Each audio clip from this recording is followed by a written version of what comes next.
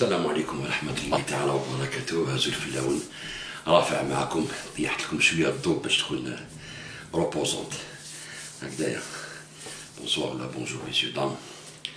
دونك اليوم جيت ندير فيديو باش نريبوندي لزيطوط هكذايا على الكتاب نتاع حمد بن سعادة، الكتاب تاعهم اللي داروه مع المرزوقي بريزيدون تاع تونس باش يريبونديو الكتاب نتاع حمد بن سعادة اللي داروه على هواري عدي وعلى بوشاشي هكذايا لي تينور اوتوبروكلامي دو حراك. دونك باش نعرفوا هذا الكتاب هدايا اللي يهضر عليه زيطوط نسميوه كيفاش يقدم لنا الكتاب وشكون اللي ريبوندا او علاش ريبونداو الكتاب هدايا، ومن بعد ان شاء الله نجاوبوا له ونشوفوا شكون اللي يكذب هكذايا. تبعوا مليح. اصدر كتاب لما نتكلم عن المبادرات ونتكلم كتاب مؤخرا لبروفيسور عروة ويوسف تحت تقديم الرئيس الأسبق لتونس المرزوقي، يتكلم على أو يرد على ادعاءات المشككين للحراك، و تقدر تكلمنا عليه أكثر شوية يعني طلعت عليه طلعت على الكتاب صدر قبل 3 أيام وأشرف عليه أخونا الدكتور وبروفيسور هو في الحقيقة عباس عروة. كثيرين لا يعرفون أن عباس عروة في الحقيقة تخصصه لا علاقة له لا بالسياسة ولا بعلم التصالح ولا يعد فيه أيضا باع ولا بأشياء أخرى. يعني هو في الحقيقة دكتور اللي عنده 15 سنة اللي أيضا حصل تقريبا باللي حصل على درجة البروفيسورة حتى أصبح بروفيسور.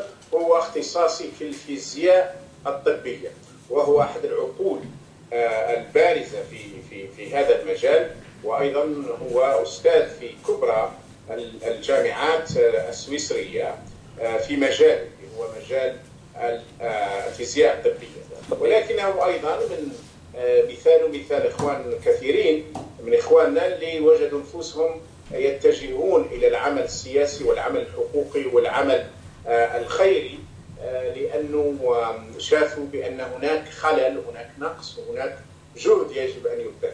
بالمناسبة أيضا ربما البعض ما يعرفش أن أخونا مراد عينة مثلا على سبيل المثال هو دكتور في الفيزياء النووية، وهو خريج ربما أهم جامعة أو واحدة من أهم الجامعات العالمية اللي هي MIT، وسبق له أيضا أن كان باحث في السيرن اللي هو أهم أبرز مراكز البحث في المجال اللي كان فيه، ولكنه أيضا انضم إلى إرادة الشعب وإلى العمل الحقوقي والسياسي لأنه شاف الظلم وشاف الفقر.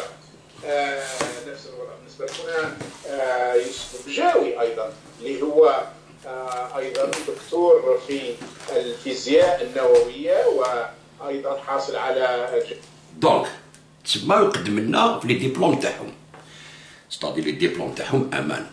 يعني كيقول لك كثير من الناس ما يعرفوش عباس عروة في الطب الفيزياء الطبية وكذا، بروفيسور مراد هنا كيف تسمى هادو عطاكم لي ديبلوم تاعهم، ستادير هادو سي دي كرون مسيو سي دي كرون مخاخ هكذايا دماغ سي بالي عندهم دي ديبلوم، حنا ما نكروش يا با دو بروبليم. بصح كثير من الناس ما يعرفوش كذلك. شوفوا شنو نوريكم على عباس عروة، هذه لازم الناس يعرفوها يا سي زيطوط. أنا عباس عروة قاعد مع رامي الدلاتي ومفتي القاعدة في المغرب.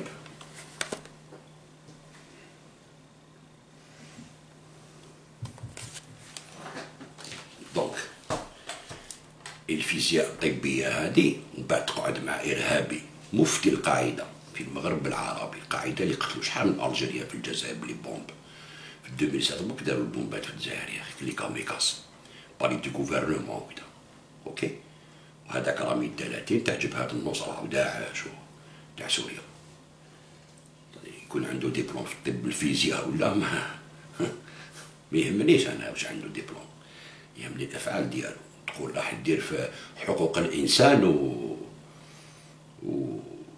والسياسة وعلى المظلومين، كيفاش على المظلومين هذايا قاعد مع القاعدة تقول لي المظلومين، قاعد معاه مفتي تاع القاعدة يا صاحبي ورامي الدلاتي. رامي الدلاتي وريت لكم داير فيديو عنده في لاباج ديالو تاع كاميكاز مع يماه وباباه يجوا باش يبعثوا ليهم يموت كاميكاز. هادو حقوق الانسان. نوريها لكم هي والله نوريها لكم كلش حنوريها لكم بصح لا نوريها لكم معليش نطلعوا شويه هكذا. هادي لاباج تاعو رامي الدلاتي وريتها لكم بصح بالإعادة إفادة مليحة.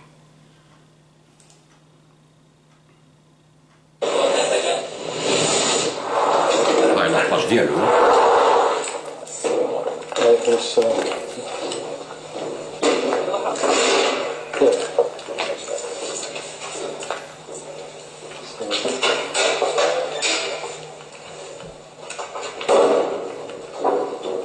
أيوة.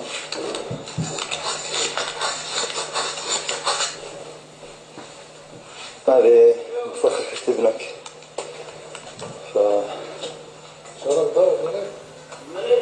ليش مشارك يا عمي؟ وانت هذه المفخخة تاع ابنك. كيف أما سمعتوا؟ هذا رامي الدلاتي اللي قاعد مع عباس عروات دكتور في الفيزياء الطبية. دوخ. ومراد هنا اللي ما يعرفوش قال في MIT بدراهم تاع الشعب الجزائري بيان سور. هكذايا.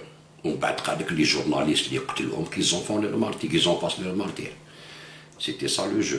هذا هو. تسمى هادو يمشوا مع الإرهاب.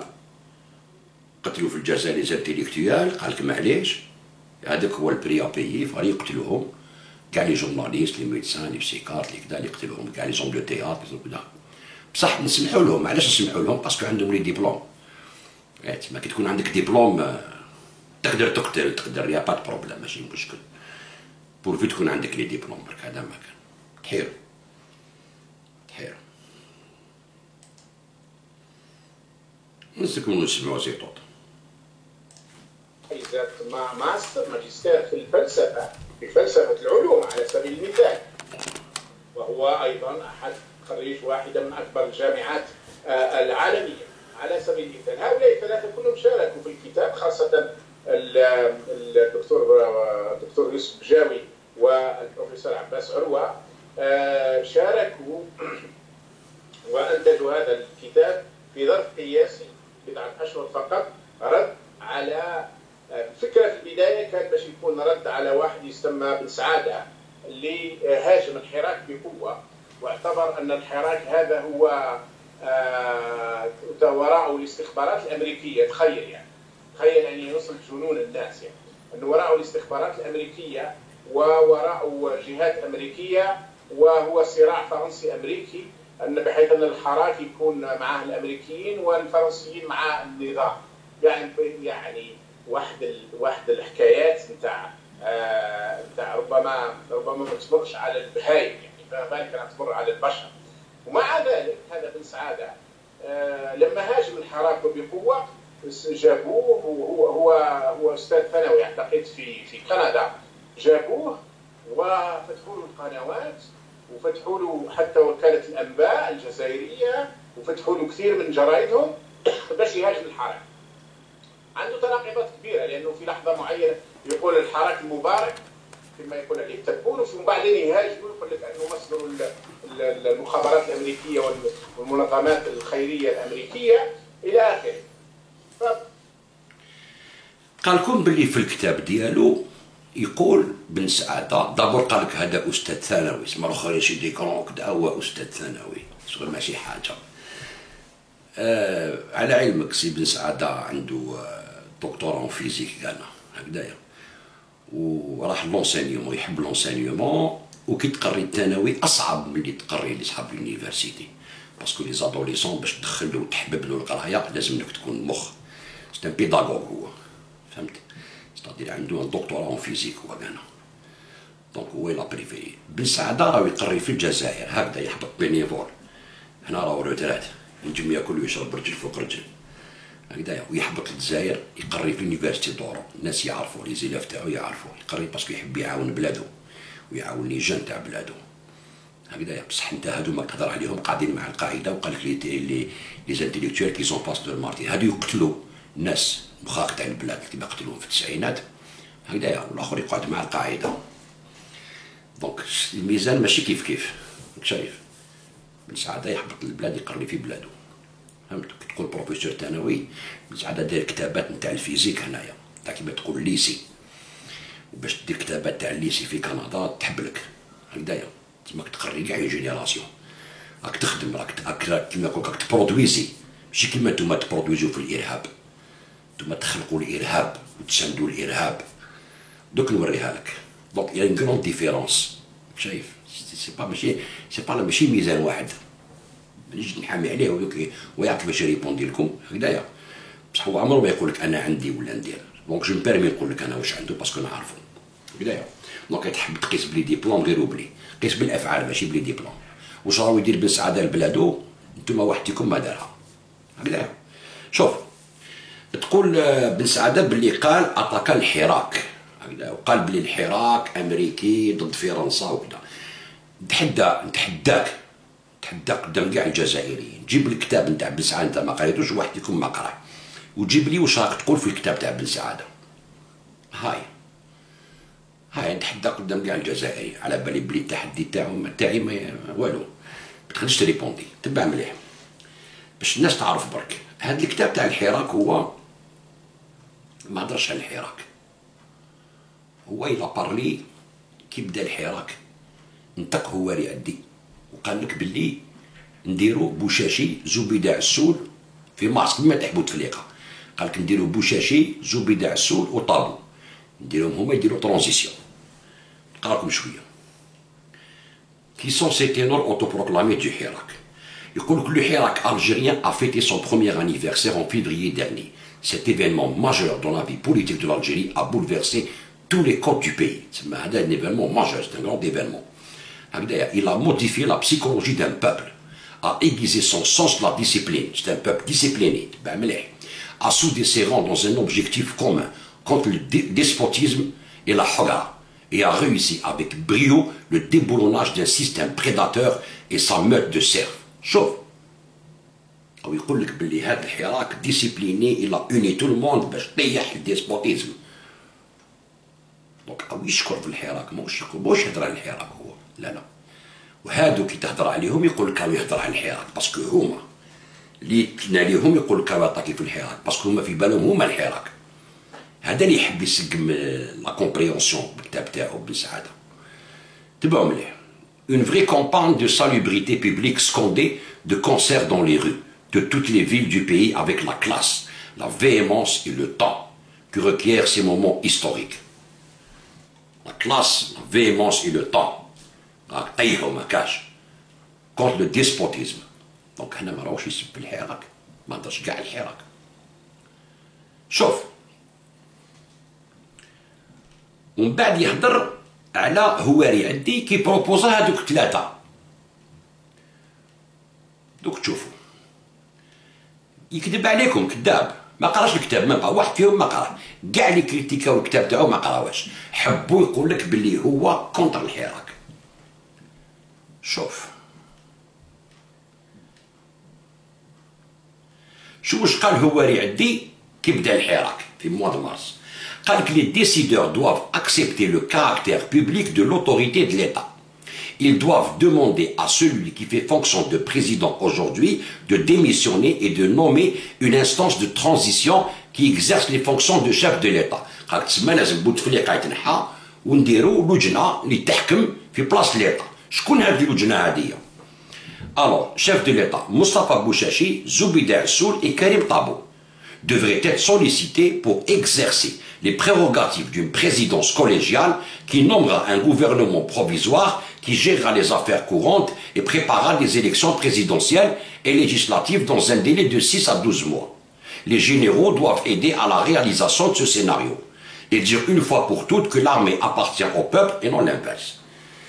C'est-à-dire يقول لكم هو يعدي نديرو بوشاشي زبيدة عسول وطابو في بلاصة الحكومة بلا واحد ما فوط عليهم، بلا واحد ما خيرهم، بلا واحد ما قال لهم نتوما تمثلونا.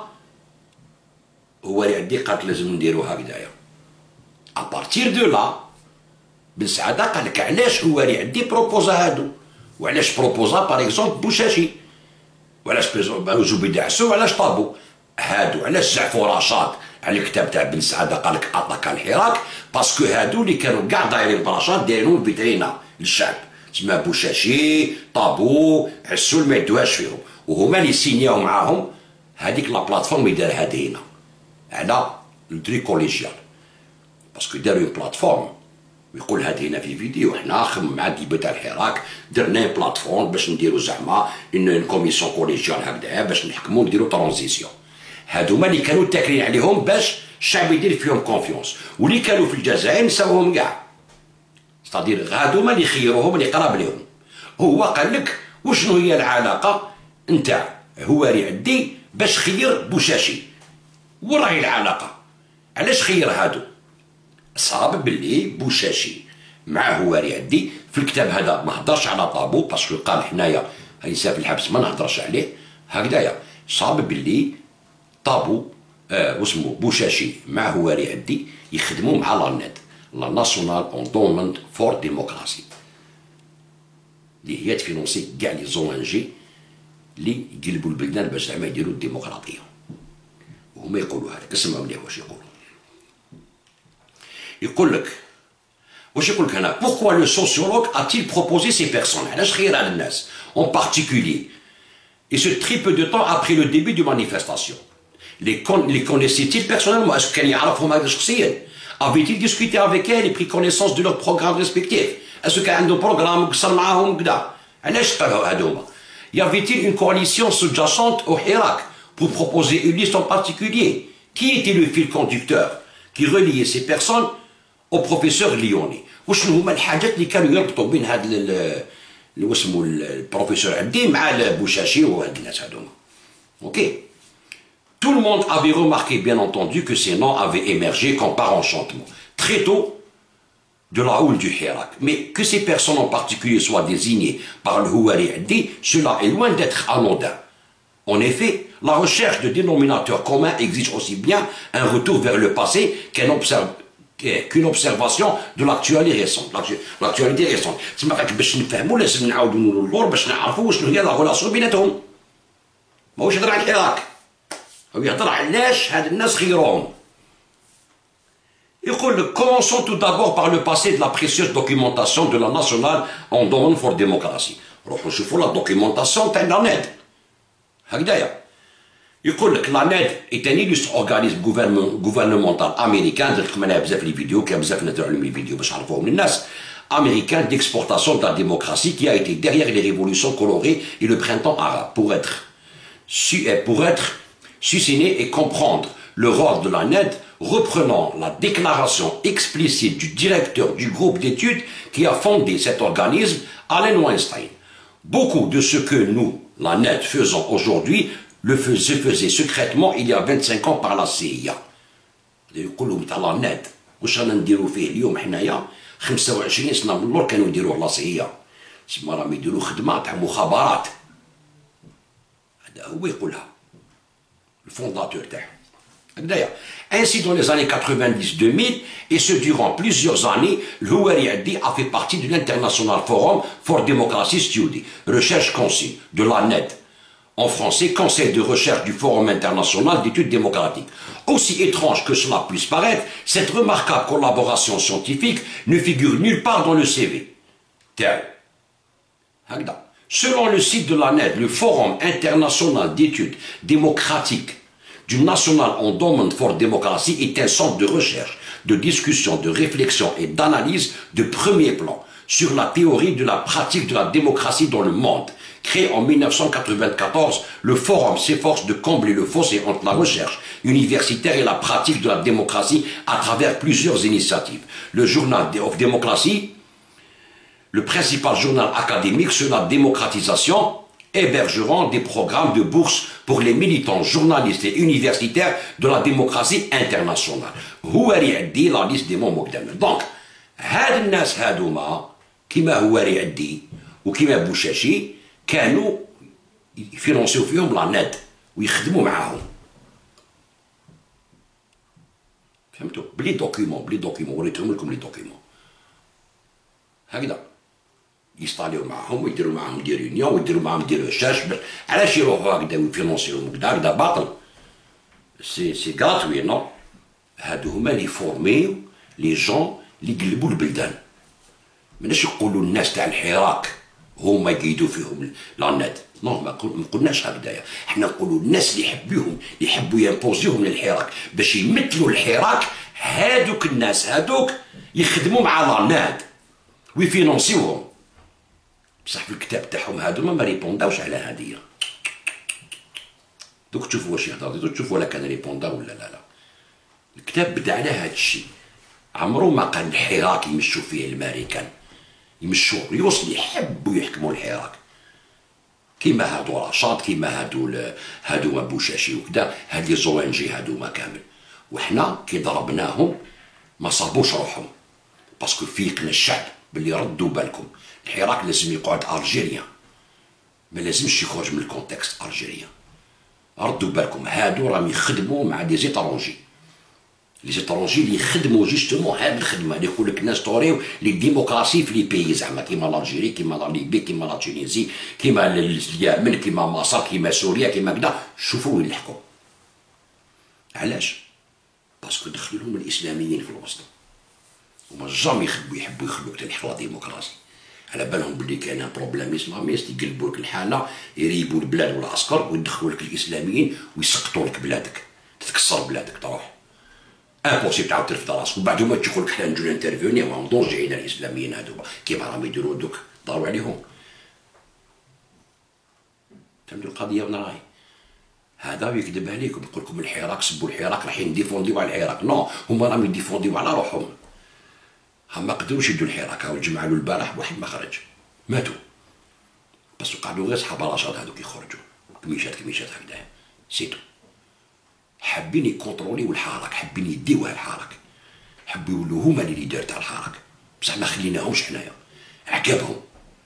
بصح عمرنا ما عطاكينا الحراك حنا، ولا بن سعد عطاك الحراك، ولا قالك علاش يديروا الحراك وعلاش كذا.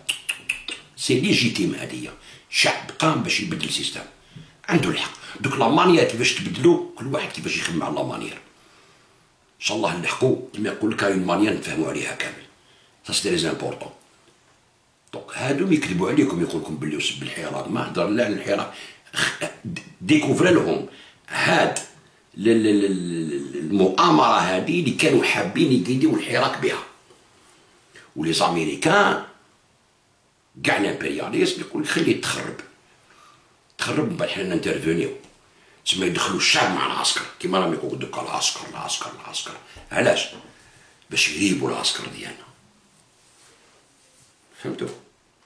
وراحوا جابوا يقول لك كتيب، دار كتيب هذه باش نوري لكم، قريت لكم غير شويه من الكتاب باش تعرفوا بلي يكذب عليكم. كي عراهم قال لك هاو ضرب الحراك. هذه وحده، هذه زوج. اسمعوا لا سويت. بطبيعة الحال بدا كان على اساس ان يكون فيه مقال للرد عليه، لكن لما اخواننا دخلوا في البحث على الموضوع وجدوا ان هذا بن سعاده وراه كوارث، وان علاقاته، لان الكتاب نتاع بن سعاده كتيب دار له التقديم شخص يسمى ماجد نعمه، وشخص اخر يسمى لفبري نظن او لفبري او مانيش متذكر اسمه. وهذا الشخصين مرتبطين معاه، ومرتبطين معاه مرتبطين مع اجهزه مخابراتيه فرنسيه، ويحضروا ما تقوم به المخابرات الفرنسيه عن طريق بعض المراكز وذاكرين. فوجدوا نفوسهم فيما بعد بكتاب في اكثر من 300 صفحه، وبكثير من المعلومات، كثير من التفاصيل، كثير من الريفيرونس، كثير من البروف، البراهين اللي تثبت انه في الحقيقه بن سعاده هذا هو شجره تغطي غابه من الثوره المضاده، وانه تلقى الدعم الكامل من عصابات الجزائر، من النظام الجزائري، وهو في علاقات، هو واللي معاه قرب منه واللي عنده علاقات بهم في الحقيقه يشتغلوا مع اجهزه مخابراتيه عالميه، هم اللي يشتغلوا مع المخابرات وليس الحراك. وانه داخل فيها محمد دحلان، داخل فيها الامارات، داخل فيها فرنسا، داخل فيها عده اجهزه. فراحوا تعمقوا في الردود، و ووجدوا هذه الكوارث. ولذلك طبعا هذا بن سعاده هذا كان هاجم الهواري عدلي، وكان هاجم اخرين، كريم طابو، هاجمني انا، هاجم اخرين، يعني كل ربما الوجوه المعروفه للحراك وللتغيير الشعبي من اجل دوله مدنيه هاجمهم وبقوه. فلقاو عنده كوارث هو والارتباطات نتاعو. والحقيقه انا انصح، هو فيه الان النسخه الفرنسيه، كتب بالفرنسيه اساسا، لان جاء رد على كتاب سعاده الكتب الفرنسيه اساسا ايضا، ولكن فيه الان عمل على ترجمته وسيكون مترجم حسب فهمت اخونا عباس عروه، مترجم خلال اسابيع والى العربيه، وقد يترجم الى الانجليزيه. قال لك كتيب بن سعاده كتب كتيب وما كتبوا 320 باج، 320 باج كاش اللي يقرا؟ شكون اللي يقرا 320 باج؟ شكون؟ وتعرف شحال كتبوه؟ جابوا المرزوقي الاكس بريزيدون تاع تونس، جابوا المرزوقي باش يريبونديو له. واش دخل المرزوقي في الكتاب؟ زعما جابوه باش يوري المرزوقي بلي زعما شغل الطوال مضاده، فهمتوا؟ وقال لك بن سعاده ولا بيفيار، ما عرفش يقول لا بيفيار، باين ما يعرفش لا بيفيار، ما اسمه ما يعرفوش هكذا. قالت لا بيفيار وكذا، يخدموا مع المخابرات الفرنسيه. دوك نوري لك، شوف الكتاب تاعهم فيه 300 اون ديفونس دو حراك، 320 باج يا الخاوه، 320 باج. شوف شحال يكتب فيه، شوف نوري لكم. بريفاس بنصف المرزوقي، يوسف بجاوي، عباس عروه، محمد دوره، موسى بن محمد، صديقيه بن عكنون 6، مخلوف لاريوي 7، سفيان تلمساني 8، الهواري عدي 9، زبيدة السود 10 هكذايا، وراه شادون لو حراك زعما 10 باش يريبونديو على 100 باج نتاع حمد بن سعاده. تسمى لو كان كتب لكم كتاب تاع 320 باج وقيلا تروحوا تنوضوا بورقيبه من القبر. يا خا 10 باش يريبونديو، ويلو ما قال لكم والو، قال لكم عطونا وعلاش راهم يفينونسيو فيهم لانات هادو. سيتو هذا ما الطورة المضادة والحراك يخدموا مع الامريكان، ما كانش كاع الهضره هادي، كاع ما تيكزيستيش. الكذب في الكذب، باسكو راهم مزعزعين، ما قدروش يحكموا الحراك باسكو الشعب الجزائري مارق. وما يقول لك الشعب الجزائري مارق يا الدوله، حنا كان نقولوا لك الشعب الجزائري مارق يا الارهابيين، فهمتوا؟ راحوا ديبوزاو بلانت بمحسن عبد المؤمن في لابلجيك. يا اخي نتوما جزائريين وهو جزائري، علاش ديبوزيو به بلانت؟ طرح عليكم ريبونديو له، نتوما تقولوا ريبونديو على الناس وكذا منا، وتروحوا تنتيميديو الناس، لا ليبرتي ديكسبريسيون، تروحوا ديبوزيو به بلانت في لابلجيك. ما تحشموش، ما تحشموش وما تغلبوش بصراحه، والله ما تغلبوا. شوفوا واش راني نقول لكم، غير هو يدور عليكم. شوفوا واش راني نقول لكم، هذه باش الجزائريين يعرفوا برك. ولا ليبرتي ديكسبريسيون، يقول لك هضر على روحك يا خويا، تحب تهضر هضر، بعد يروحوا يديبوزيو بيك بلانت في لابلجيك. لو كان جيتو رجال ما ديبوزيوش بلانت، خلوها بين الجزائريين. علاش تدخلوا لا جوستيس تاع هذا واحد برك عندكم، روحوا ديبوزيو به بلانت، ودرتو 10 باش تريبونديو على كتاب. بون نقولوا كتاب معليش من حقكم تريبونديو، والاخر علاش ديبوزيو به بلانت؟ باش يعطيكم دراهم، زعما دوماجي انتيري كيما درتو مع الجيرو 360، ومن بعد جبتو روحكم باسكو برهنت لكم بلي هذاك العسكري تاع مؤتمر الامه هذاك معاكم في رشاد، ديكلاراسيون تاع دروا دو لوم اوروبيان. شفت راكم مفرفشين، راكم غير تخلطوا باك، راكم اون بانيك. لا بروف هاي ليك 10 باش تريبونديو على كتيب كيما تقول، لا علينا. اونتوكا دونك تقول نتايا لا بيفيار مع مخابرات الفرنسيه وكذا هذيك. شنو نفهمك يا جماعه؟ باش تفهموا الكتاب تاع بن سعاده هذا اللي كتبوا على لي زوتو بروكلامي دو حراك، لازمكم تقراو ارابيسك هكذا. ارابيسك تهضر على كاع لي ريفوليسيون اراب وكاع لا كونيفونس تاع لا ناد مع لي جروب اللي نوضوهم كيما دوك 6 ابريل تاع مصر وكذا، مع هذيك توكل كرمان اللي وريتها لكم، هذوك كاع هما اللي نوضوا هاد لي ريفوليسيون، نوضوهم بالعقل اوب تكلاطات دخلوا الاسلاميين في الوسط. هذا الكتاب هدايا كي تقراو هذا الكتاب ارابيسك، هذا الكتاب إلا يتي ترادوي اون 6 ولا 7 لونغ هكذايا. هذا الكتاب سي ريفيرونس في لي زو ان جي والفينونسمون تاع لي زو ان جي. هذا الكتاب هذايا باش تفهموا الكتاب تاع بن سعاده الدوزيام هذايا. هذا الكتاب شكون اللي داروا؟ هذا الكتاب شكون اللي داروا لابريفاس ويقول لك بن سعاده يخدم مع فرنسا والمخابرات الفرنسيه والاماراتيه ما نعرف شنو هكذايا. داروا لابريفاس ميشيل كولون. ميشيل كولون اسكو ميشيل كولون تاع المخابرات؟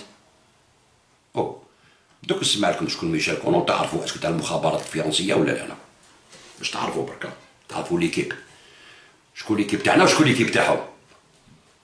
شوفوا مليح.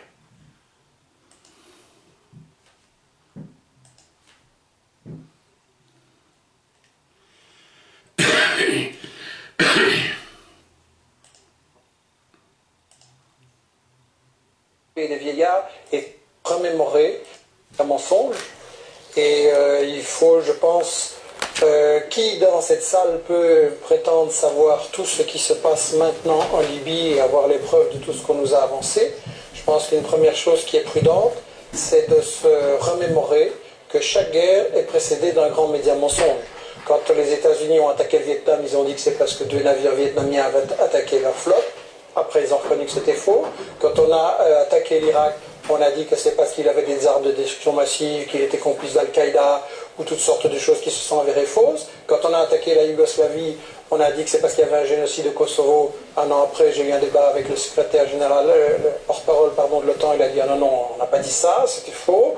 L'Afghanistan, on nous a dit que c'est parce qu'ils étaient responsables du 11 septembre. À chaque guerre, il y a un média mensonge. Après, on sait que c'est faux, mais le mal est fait.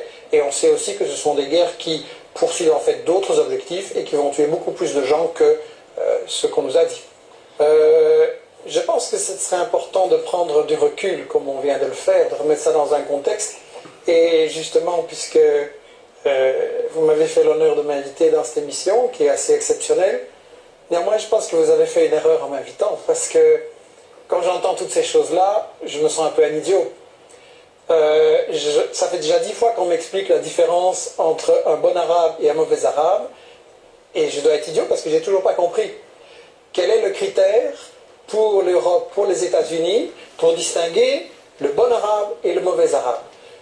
Si on songe naïvement, par exemple, c'est là où on organise des élections. Alors dans le monde arabe, il n'y en a pas beaucoup, effectivement, mais il y en a eu une, c'était en Palestine. Et qu'est-ce qu'on a fait? Le Hamas a eu 56%, le cher président palestinien non élu ou pas réélu, qui est l'ami de l'Europe et des États-Unis, qu'est-ce qu'il a fait? Il a destitué le Premier ministre qui avait 56% et il a nommé un type qui en avait 2%. Alors là, on se dit, bon, ça c'est un mauvais arabe, il ne respecte pas les élections. Non, c'est lui le bon arabe, et ceux qu'on a bombardés, c'est les Palestiniens parce qu'ils avaient mal voté. Alors on peut essayer de trouver un autre critère, on peut dire par exemple, c'est la question des femmes. Et là, on peut dire, oui, le Hamas, sur la question des femmes, pas excellent. Mais je me souviens, pour avoir été en Irak, justement, pour voir les conséquences sur la population civile des bombes que votre camp avait lancées, je me souviens qu'en Irak, il y avait peut-être beaucoup de choses qui n'allaient pas, mais il y avait une éducation et des soins de santé formidables, et j'ai vu des femmes dans des ministères qui commandaient à des hommes, et tout le monde trouvait ça normal. Comparé maintenant, donc, je me suis dit, ça c'est des bons arabes. Non. Les Irakiens, vous vous souvenez, Madeleine Albright disait, est-ce que ça vaut la peine que 500 000 enfants irakiens soient morts à cause du blocus et de l'embargo appliqué par les gens que vous admirez, les États-Unis, la France, etc. Elle a répondu oui. Donc les Irakiens qui avaient émancipé la femme, ce n'étaient pas les bons arabes. Les bons arabes, c'est par exemple l'Arabie Saoudite, où il est interdit à une femme d'aller, de faire des études, de voyager, d'aller à l'hôpital sans son mari, etc. Eh bien, je voudrais, mais je ne vais pas vous interrompre, mais je voudrais continuer ce point pour montrer qu'on est complètement dans l'hypocrisie et dans le 2 poids et 2 mesures. Si vous prenez un autre critère, par exemple le terrorisme, en principe, un bon arabe, ça va être quelqu'un qui ne fait pas d'attentat. Pas de chance, il y a un certain Ben Laden qui a fait des attentats contre un gouvernement en Afghanistan sur lesquels on pouvait dire des choses, mais qui avait émancipé les femmes. Et là, on a, bon, Ben Laden, mauvais arabe. Alors, ah non. Le gouvernement dont vous parlez, celui de Najibullah, qui était soutenu par les soviétiques. Exactement, dans les années 80 en Afghanistan. Et donc, on va dire Ben Laden, il fait des attentats, c'est un mauvais arabe. Ah non, il est aidé, financé par M. Carter, Brzezinski, etc. À l'époque. Donc, on dit Ben Laden, Ben Laden, mauvais arabe. Bon arabe, puisqu'il fait des attentats financés par les États-Unis.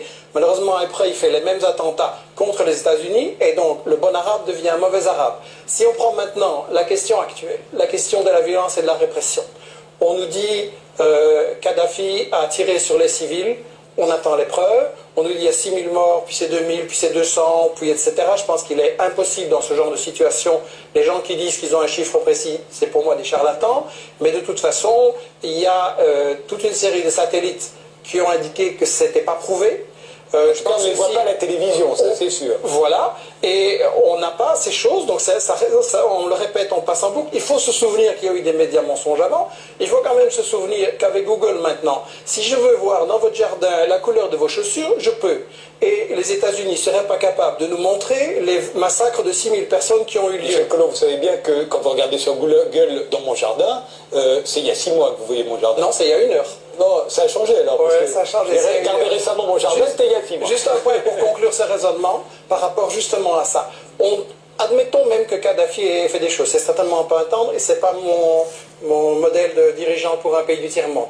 Mais il y a une chose quand même. Au moment où on fait cette résolution pour aller bombarder en Libye, et j'ai été en Irak, j'ai été en Yougoslavie, je sais ce que font les bombes, et vos bombes françaises, vos bombes des États-Unis vont tuer des gens, des femmes, des bébés et des vieillards, et ça, dans quelques jours, on va le voir, et il faudra réfléchir à la responsabilité qu'on prend. Au même moment, qu'est-ce qui se passe au Yémen? Il y a des massacres épouvantables de manifestants civils qui, ceux-là, sont vraiment désarmés, et qu'est-ce qu'on fait? Les États-Unis et la France aident le Yémen. Il se passe au Bahreïn des choses épouvantables où on tire directement sur des manifestants désarmés. Et qu'est-ce qui se passe? Ce sont les États-Unis qui l'ont organisé en envoyant 2000 Saoudiens pour aller tirer sur les manifestants désarmés. Alors je m'excuse, si on veut changer de régime, si on veut mettre fin à certaines dictatures, eh bien je peux fournir à M. Sarkozy et à Obama l'adresse où se trouve le roi Fahd, et ils n'ont qu'à commencer par celui-là. Seulement, évidemment, celui-là, c'est leur ami, il leur dit merci, et le bon arabe, finalement, dans toute cette définition, c'est l'arabe qui est à genoux, qui donne son pétrole aux États-Unis, et celui-là, il pourra traiter les femmes en esclaves, commettre des tortures, du terrorisme, celui-là, on ne lui fera rien, parce qu'il dira toujours merci aux États-Unis et à M. Sarkozy. Merci. Bah ouais. Mais de toute manière, violence contre Ben Ali, en disant on en a marre que ce type se remplit les poches et de sa répression et de ses violences, à ce moment-là, que fait votre ministre? Elle propose ses flics pour aller aider à matraquer les manifestants. Et Ben Ali, la France, je m'excuse, l'a protégé jusqu'au pied de l'avion qui l'emmenait. Et là, tout d'un coup, vous me dites que Kadhafi est allé trop loin. Kadhafi est allé trop loin. Je vous laisserai parler, mais si vous voulez me laisser gentiment terminer. Et vous dites des choses incroyables, et d'une simplicité biblique. Je dis des choses qui ne sont pas à la télévision tous les jours, comme ce que vous avez dit. Et c'est pour ça que ça peut prendre... On ira plus vite si on va pas ensemble. Et c'est pour ça que ça peut prendre un peu de temps pour que ça puisse être expliqué aux gens. Après tout, ce sont des choses qu'on ne dit absolument pas dans les journaux télévisés. Donc je voudrais quand même dire une chose. Votre gouvernement qui protège... C'est aussi le vôtre, en fait. Votre gouvernement. Votre gouvernement في وجههم بلاطو افير 3 في فرنسا يخدم مع لي سيرفيس تاع فرنسا. امبوسيبل. انت تهضر كيما القاوريه هذه. تقولوا نو سي با فري بدا في دار وفعال. اوكي. هذوما اصحابنا هنا. كي تقول نتايا هادو يخدموا مع لي سيرفيس فرنسيين. ان شاء الله بافيار كاتب كتاب جديد خرجوا. Terrorisme face cachée de la mondialisation. ان شاء الله بافيار. اوكي كيوري لك هنا باللي التيروريزم الاسلاميست هذا راهم يخدموا به لوكسيدون الامبرياليزم يخدم مع المخابرات الفرنسيه هذا كاع واش كتبتو خرطي.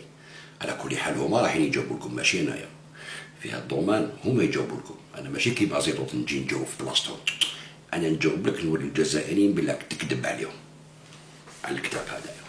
دونك هاد الناس تحب تشوف ميشيل كولون، هاني مع ميشيل كولون. شوف ها شوف ها نخدموا مخابرات فرنسيه حنايا امبوسيبل. فهمت؟ هادو كاع كانوا كونت لي انترفونسيون ميليتير اللي انت كنت معاهم مع لوطون، هادو كاع يزون دينونسي لانترفونسيون تاع لوطون في ليبي. فهمت؟ من تم بدا الارهاب من ليبيا روحوا لسوريا داوهم لسوريا عاودوا ردوهم دوكا لليبيا. نوري لك كيفاش انت تخدم مع المخابرات الفرنسيه. دوك نوري لك كيفاش انت تخدم مع المخابرات الفرنسيه وصحابك يخدموا مع المخابرات الفرنسيه. تبع مليح. شوف في ليبيا رحت انت وعباس عروه وراشد مسلي، شوف واش كنت تهضر وتلاقيت الناس تاع السي ان تي وكذا. شوف نوري لك. شوف يا سي جي طوط رانا فوق الانترنت.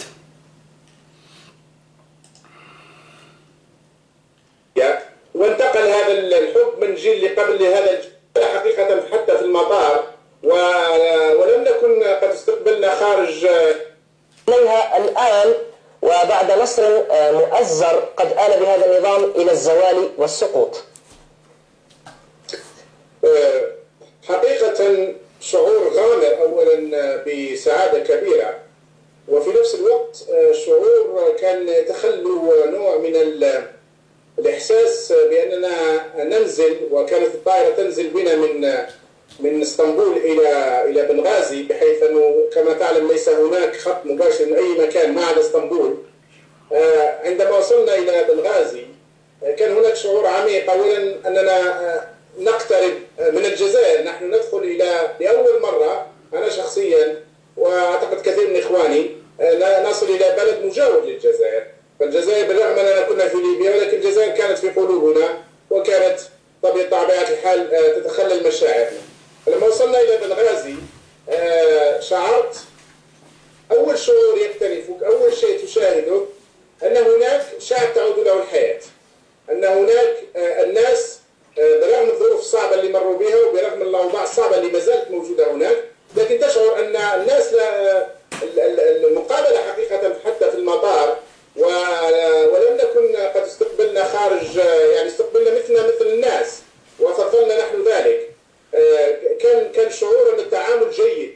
ليبيين مثل جزائريين مثل كثير من فيهم يمكن نوع من الخشونة في التعامل، لكن كان التعامل حقيقة رائع، كان جيد. وهذا ما لاحظناه على طول الفترة التي قضيناها هناك، هو الأخوة والتراحم واللطف في التعامل بين الناس، عكس ما تركت عليه ليبيا قبل 16 عام، بحيث أن كانت الخشونة والغلظة هي السائدة بين الناس. الأمر الثاني شعور آخر، وهو أنه هذا الشعب حقيقة يشعر أنه ولد من جديد. تشعر في كل الناس حديثهم في كل الجيل اللي قبله تربى على حب الثورة الجزائرية، اللقاء مع أغلبية الغالبة بالرغم من كثيرين ربما لم نلتقيهم أبدا، ربما سمعوا عنا وسمعنا عنهم، وهناك حتى من لم يسمع عنا لأنه ربما كان مغيب في السجون، لكن حقيقة كان اللقاء أكثر من أخوي، بل كان ربما حميميا. وأحبك وأنك أخ كريم وابن أخ كريم وابن شعب شقيق اللي قبله تربى على حب الثورة الجزائرية، وانتقل هذا الحب من جيل لقبل لهذا الجيل، وكلهم يشعروك في البداية أنك مرحب بك وأنك أخ كريم وابن أخ كريم وابن شعب شقيق. فكان شعورنا واخ شقيق وكذا. تلاقاوك صحاب السي ان تي كما تقول انت في هاد لا فيديو، لقاوني تلاقيت ثوار وشفت الثوار وكذا. دوك نوريك شكون الثوار. هنا كنت نتايا قابل باللي فرنسا بومباردات بلاد ليبيا، شو كيش راهي اليوم، قتلوا القذافي وخربوا البلاد كومبلي. انت كنت تتسفق معاهم مع المخابرات الفرنسيه، باسكو لو كان ماشي المخابرات الانجليزيه، باسكو انت انجليزي بريطاني، ولو كان ماشي التركيه والفرنسيه انت ما تدخلش ليبيا هذاك الوقت، كانت تحت حصار جوي، ما كاش اللي يدخل، نو فلاي زون خويا. باش طياره تهبط كيما الطياره تاع ساركوزي وبرنار اونري ليفي، في اي بي هبطوا. في اي بي علاش؟ باسكو تخدموا مع المخابرات، سينو كيفاش تهبط نتايا؟ كيفاش تهبط في ليبيا؟ انت وعباس عروه ومسلي درعوا في الغاشي، انت اللي تخدم مع المخابرات الفرنسيه. انتم اسمع مليح، دوك يطلقوكم في سوريا وفي دام اخفتوا وتدوروا تدخلوا فرنسا. شوف نوري لك شكون هو الخدام تاعهم. تبع روحك مليح. شوف نوريك فين قاعد لك في ليبيا بدايه. شوف يا Souvenez-vous, 7 personnes sont mortes au métro Saint-Michel en 1995. وبعدين نقبل دفاعه في هذه اللحظة. de comportement. نقبل دفاعه في هذه اللحظة. نقبل موقفه في هذه اللحظة. وبعدين لما نتخلص من أخويا المجرم ويقولوا هو انه يدعم وهذا صهيوني يدعم، نعم هذا صهيوني، نعم هذا يدعم اسرائيل، نعم هذا ضد كل على حاجه عندها علاقه بالاسلام. لكن الليبيين اللي جاك وانت تغرق يمد لك اي شيء باش يسحبك من الغرق، اخرج من الغرق وبعدين تفاهم معاه. وانا على يقين الليبيين سيصرفوا هكذا. تكلمت مع بعض كبار المعارضين الليبيين قالوا مش هذا برنامج، نحن نعرف انه صهيوني لكن نحن نغرق. قذافي اللي المفروض انه رئيس يذبح فينا. معليش نعرفوا بلي صهيوني بس معليش. سنقبلها في حينها. تسمى انت كيما قبلتها في ليبيا وتقبلها في الجزائر، نو ولا زعما الجزائر لا. برنار اونري ليفي مع اصحابك قالوا لنا اصحاب سيانتي. شوف اصحاب سيانتي، شوف واش يقول لك برنار اونري ليفي تاعك. تبع مليح نوريلك اصحابك تاع سيانتي. تجي اليوم تقول لنا انا وطني وبن سعاده مع الاخرين وما نعرف شنو بطاطي بطاطا. هاك شوف صحابك، شوف صحابك، شوف. شوف صاحبك عارف الجاي، شوف.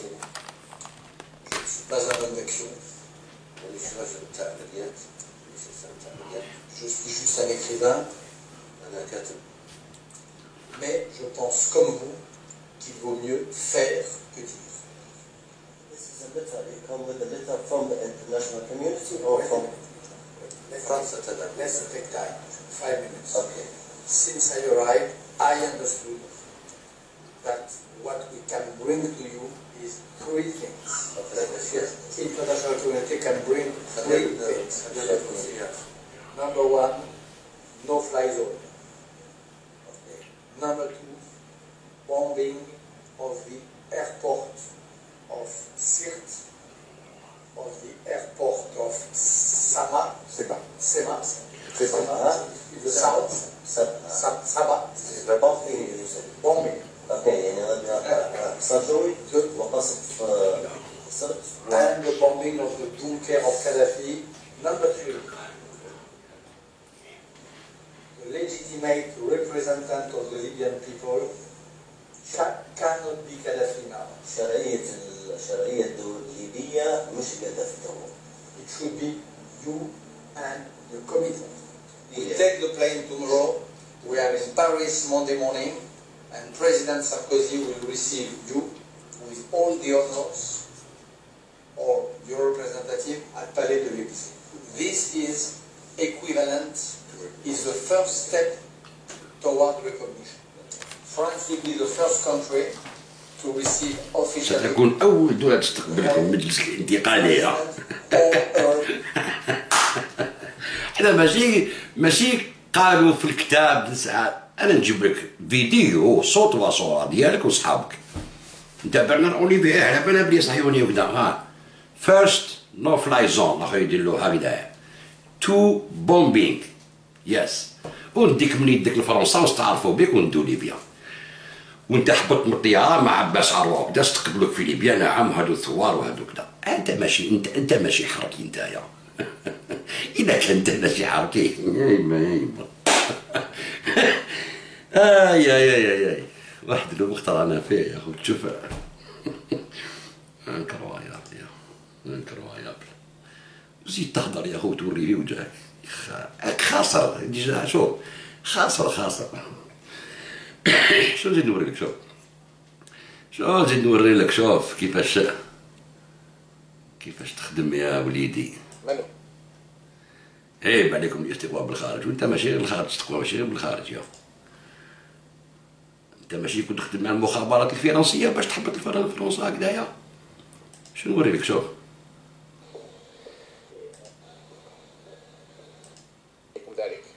شوفوا هاد لا فيديو هادي نحبها لا فيديو. شغل كوستيما كرافاطه وصوروك زعما شغل قالوا لك روح تمشي هكذا وانت زعما تورني فيلم روح تبيع يا لي فرونسي. شوفوا يا الخاوه شنو نوريك تهضر على رجالي. اسمع شوفوا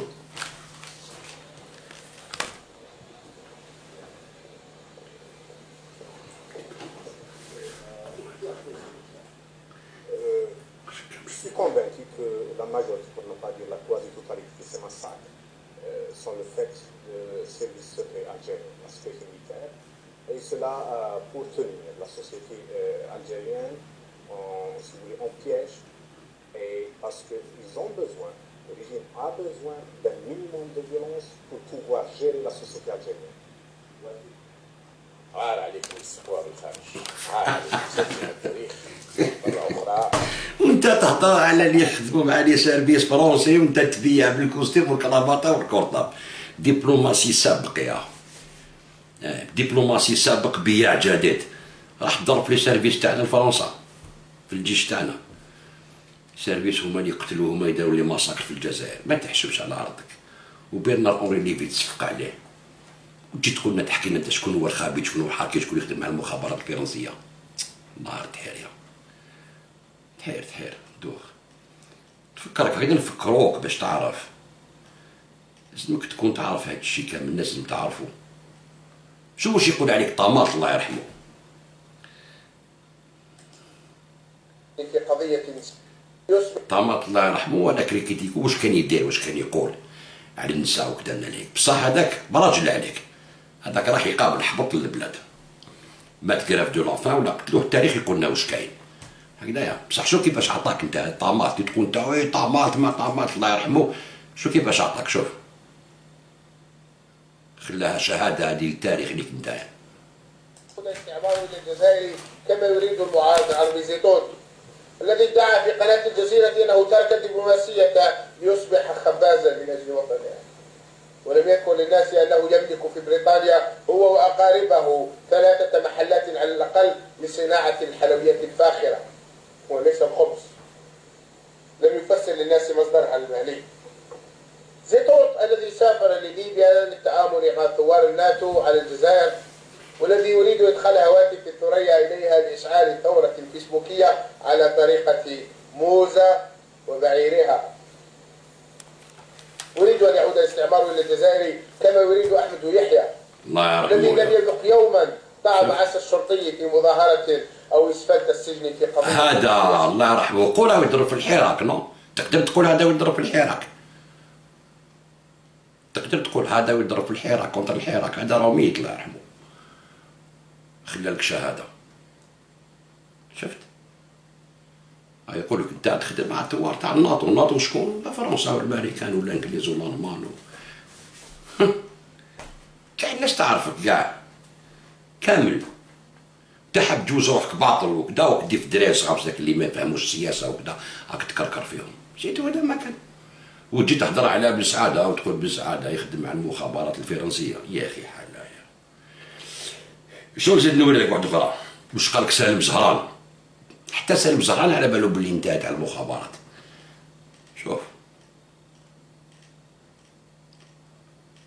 شوف يا وليدي شوف باش نوري لك برك.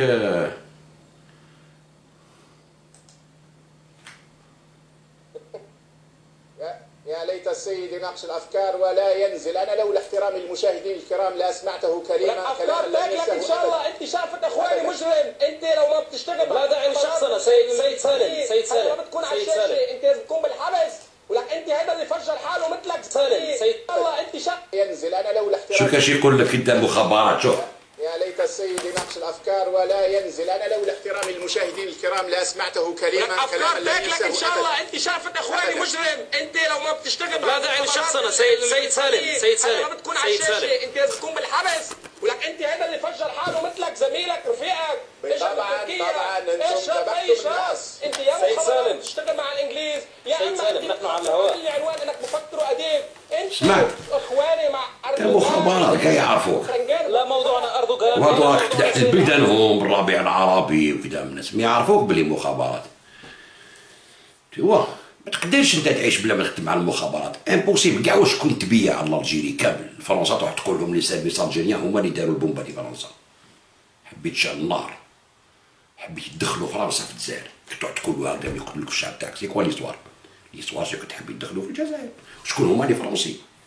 انت تقول لا نو احنا ما نخدموش مع فرنسا. ايوا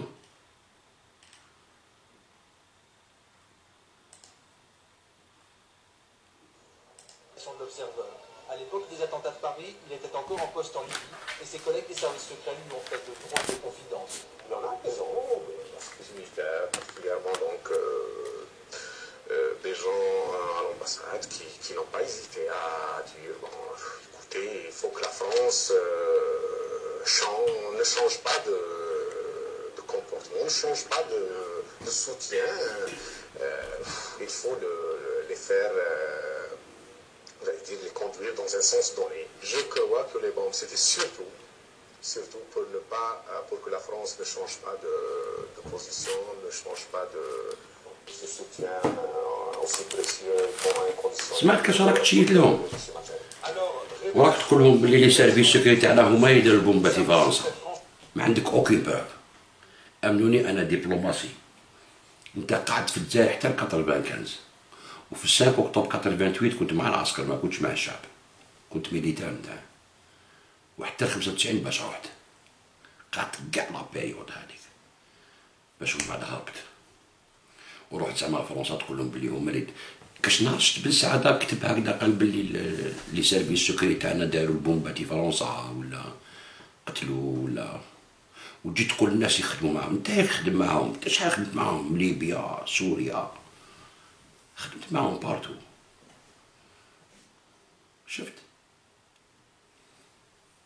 دوك تهرب متقدرش تجاوب والو، بصح يطيحوا عليك الناس يعرفوك. انا بيا خسرتكم باسكو ما تجاوبوش، كي ما تجاوبوش تغرقوا.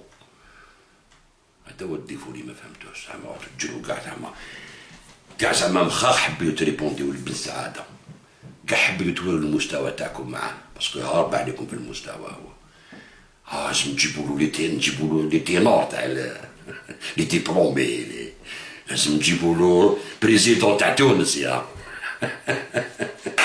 ويا صوالتي سامب غير بوشاش يقولنا وين دا دراهم وعلاش دا دراهم واش دا الدراهم هذوك سيتو. هذا هو اللي يعدي علاش كان يجتمع مع لانيت بوندون دي زاني وعلاش كان يخدم عندهم. هاي لا ريبونس صغيره خفيفه. حبيتو كاع تمجدوا روحكم زعما دوك نسقطوا جبنا كاع لي زانتيليكتويال اللي كان باش يكتبوا.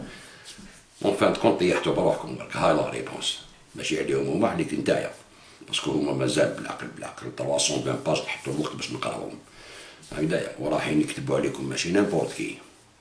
هذا كل واحد يدافع على نفسه هكذايا. كي ولاو الناس اللي فلورتيو مع الارهاب مع القاعده والدلاتي هكذايا، والاخر يقول لك قتلوا لي زانتيليكتويال ولاو دي ديبلومي حاجه ويريبونديو على الرجال ويقولوا بلي الرجال يخدموا مع لي سيرفيس سكري فرونسي. نتوما اللي تخدموا مع لي سيرفيس سكري فرونسي اللي ما حبوش يحبطوا ليه الجزائر. لو كان جات الجزائر نبيعوا على فرنسا، لو كانوا بعثوا لنا لهنا خلاوه يخرج. فهمت؟ هما اللي يعاونوكم، فرنسا يعاونوكم نتوما ولاد فرنسا. فهمت؟ اون توكا خاوتي نتهلاو في روحكم. مازال نزيد نجيكم فيديو باسكو مازال لاصويت تجي طويله نوريكم شنو هي الثوره المضاده وشكون دار الثوره المضاده، واش معناتها الثوره المضاده اللي يهضروا عليها اللي يديروها هما وكيما تاكلوا لهمش. يقول لك داروا لنا ثوره مضاده للحراك وما حبوا يخطفوا الحراك هكذا. كي زدمنا عليهم حنا نحيناهم من الحراك فيقنا الناس قالك داروا لنا ثوره مضاده للحراك. ما قصناش الحراك حنا، ما قصنا لا حراك لا والو. الشعب الجزائري حر يدير واش يحب. فهمت؟ يحب يفوتي يحب ما يفوتيش، يحب يقعد يمانيفيستي ما يقعدش يمانيفيستي، هذا شغله. فهمت؟ حنا رانا عايشين في الغرب نصحوا باش ما يصراش الهول برك، اما لي ديسيزيون يحكموهم هما ولا يخرجوا لي بريزونتو يخرجوهم هما. فهمت؟ هذيك اللي تحب تعطي القيمه للشعب الجزائري. تعاودش تردوا للتسعينات. تهلاو في روحكم خواتي والسلام عليكم ورحمه الله.